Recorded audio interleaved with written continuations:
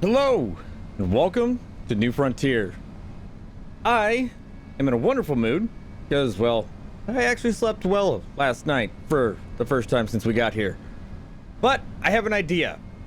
We're gonna go and bale everything up and mow everything again, but this time, hopefully we're gonna do it a little bit cheaper and a whole lot faster.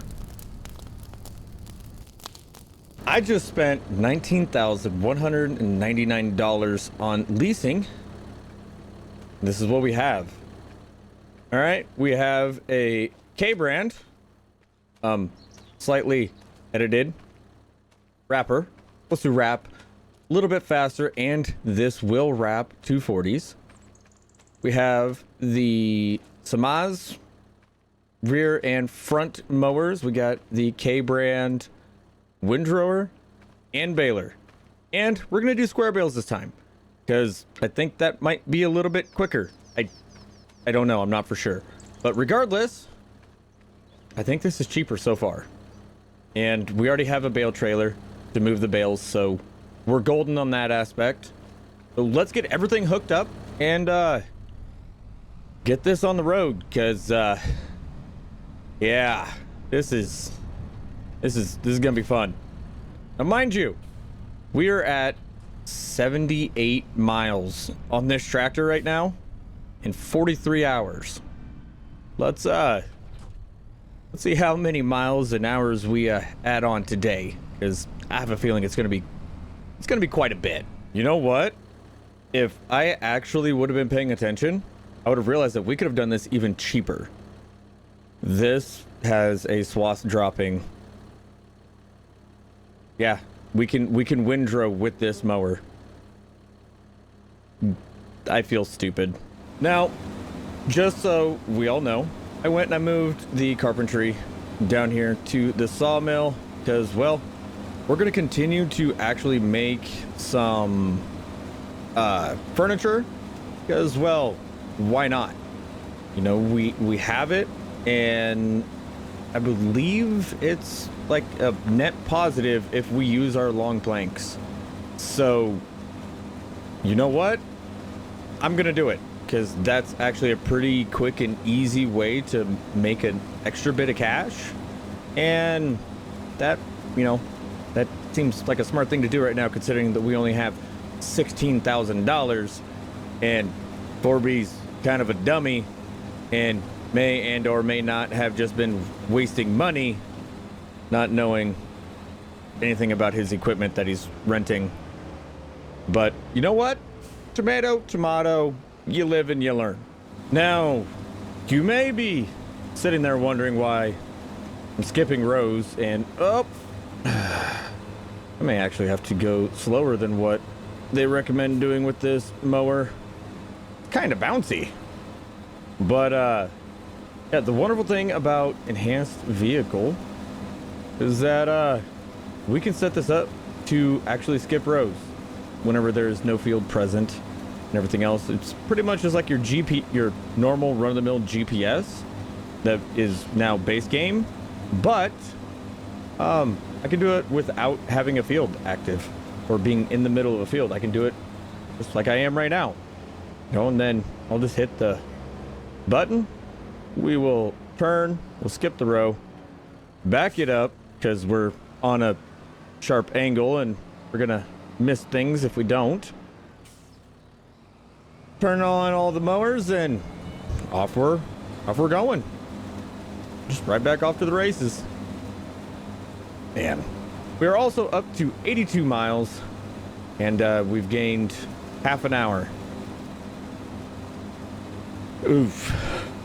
I jumped out for a quick second. I locked my F-frames over to 60 because I did have it maxed out to 144, and actually everything's running a lot smoother. But if you guys notice by looking over there, you guys will see that we're actually cutting a little bit more grass this time. And that is because, well, I think we're gonna be able to run it just fine and get everything done on that just fine, due to the pure and simple fact that we are going to be square baling it, and the wrapper that we're going to be using is a little bit faster. So we should be able to get all this done within a manageable amount of time. Depending on how much we can actually make from all this silage, I may look into getting, you know, some plows and stuff like that, maybe from the used vehicle market. Because, well, in all honesty, I would like to actually start working the fields and making fields, but I also need to figure out my driving, or my road situation, I should say. Because I would love to actually have roads and not feel like I'm out in the middle of nowhere every time. Because even though I am out in the middle of nowhere, it'd be nice to have roads to places. Yeah. Make this start feeling a little bit more like home, potentially, maybe. Alrighty. We are done with mowing. We have spent 1.5 or 1.5 hours, I want to say, 1.4 hours, and driven, what is that, 9 or 13 miles roughly to cover this field. Yeah, a lot of work. I need to actually, you know what, how far up in here can I get cutting out trees? Actually, you know what, I could cut a path right there. I might do that later today, but first we need to go hook up the round baler, make sure it's set up to do 240s, because why not do 240s when we can wrap them, or supposedly we can wrap them. Get this set down right here so that way the guys over here at the shop can get it all wrapped or cleaned up, I guess, if they want to. God, that is embarrassing. My windrower. Oh, I need to buy twine. Let me go see if they have some twine. There we go. We are getting twine in the baler.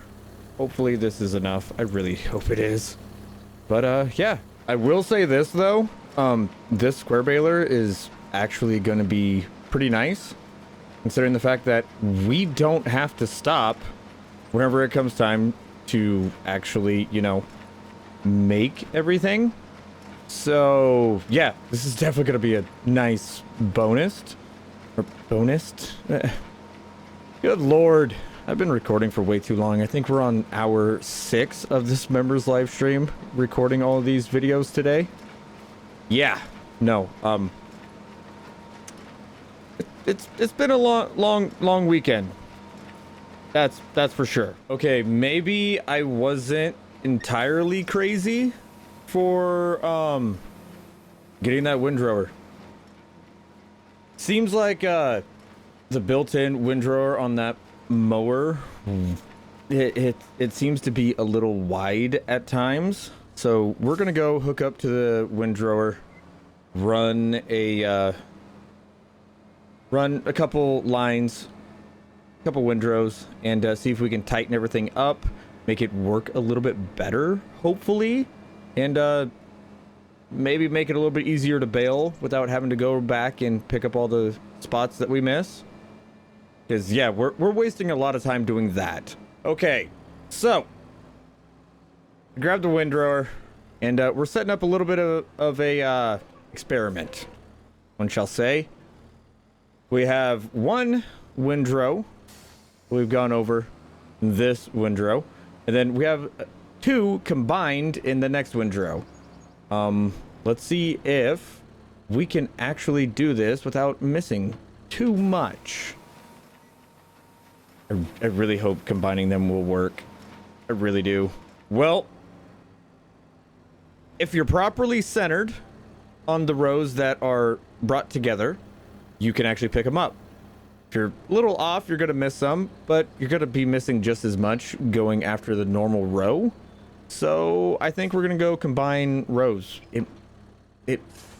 will be just as fast, if not just a touch slower, but we'll be doing less passes with the baler. And yeah, I kind of want to see how hard we can push this baler.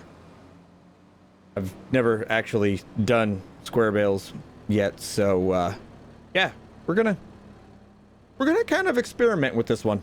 Well, I'll admit it, I was wrong. It was not faster to combine the rows together, because as you see, we ended up still missing quite a bit.